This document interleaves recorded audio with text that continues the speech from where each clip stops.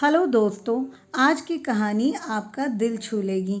मैं चाहूँगी कि आप हमारी कहानी को पूरा सुने। नई नवेली दुल्हन का गरीब ससुराल। एक गांव में एक जमींदार रहता था। उसके कई नौकर थे।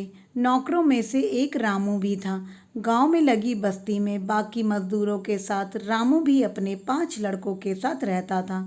रामू की पत्नी बहुत पहले ही गुजर चुकी थी। एक झोपड़ी में वह अपने बच्चों को पाल रहा था। बच्चे बड़े होते गए और जमींदार के घर नौकरी में लगते गए। सभी मजदूरों को शाम को मजदूरी मिलती और फिर साथ में खाने के लिए चना और गुड़ भी मिलता। चना भूनकर गुड़ के साथ खा लेते थे। बस्ती वालों ने रामू को बड़े लड़के की शादी कर देने की सलाह दी। उसकी शादी हो गई और कुछ दिन बाद गौना भी आ गया। नई नवेली दुल्हन को देखने के लिए उस दिन रामू की झोपड़ी के सामने बड़ी हड़कंप मची हुई थी। बहुत लोग इकट्ठा हो गए थे नई बहू को देखने के लिए। फिर धीरे धीरे भीड़ कम हो गई। आदमी काम पर चले गए और औरतें अपने घर पर। तभी जाते जाते एक बुढ़िया बहू से कहती गई कि पास ही घर है, किसी चीज़ की ज़रूरत हो तो बेटा संकोच मत करना, आ जाना। सबके जाने के बाद बहू ने घूंघट उठाकर अपनी ससुराल को देखा तो उसका कलेजा मुंह को आ गया। जज्जर सी झोपड़ी, खूंटी पर टंगी कुछ पोटलियां और झोपड़ी के बाहर बने 6 चूल्हे।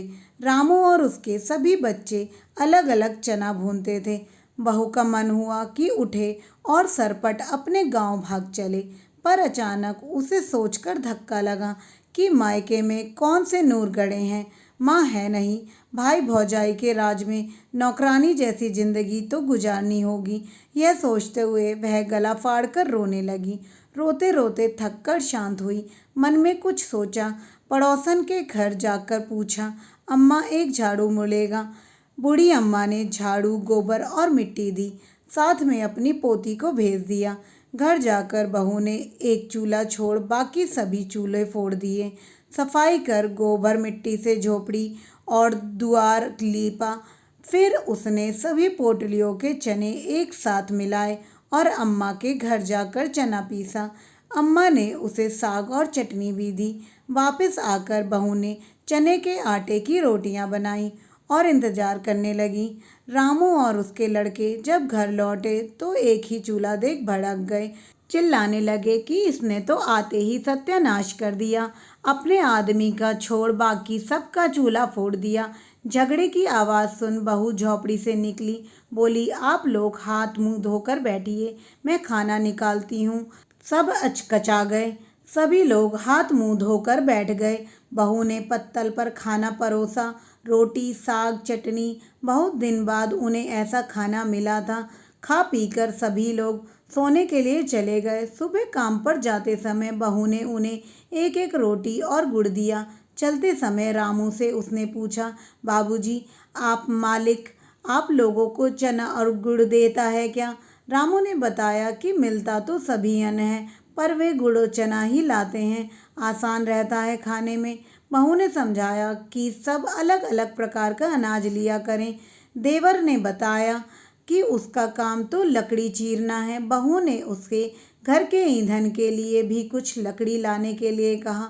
बहू सबकी मजदूरी के अनाज से एक एक मुट्ठी अन्न अलग रखती और उससे बनिए की दुकान से बाकी ज़रूरत की चीज़ें लाती।